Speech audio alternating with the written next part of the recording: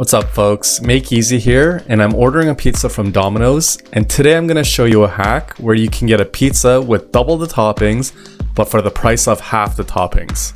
Kinda. Let me show you how.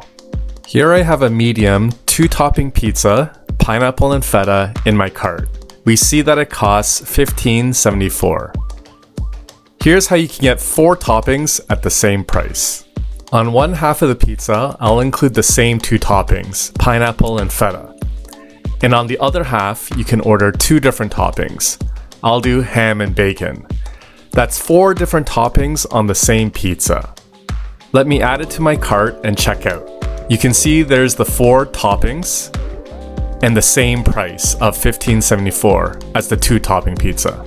Let me finish ordering and let's see how it goes. Okay, here it is. Let's take a look. Yup, just like I ordered. Pineapple and feta on one half, and ham and bacon bits on the other half. That's 4 toppings in total. Let's fold 2 slices into one, and now per bite, you get all 4 toppings. So delicious. Thanks for watching. If you're looking for more videos that make food hacks easy, we'd appreciate your support by liking, subscribing, and commenting to this channel. And until our next one, be well, folks.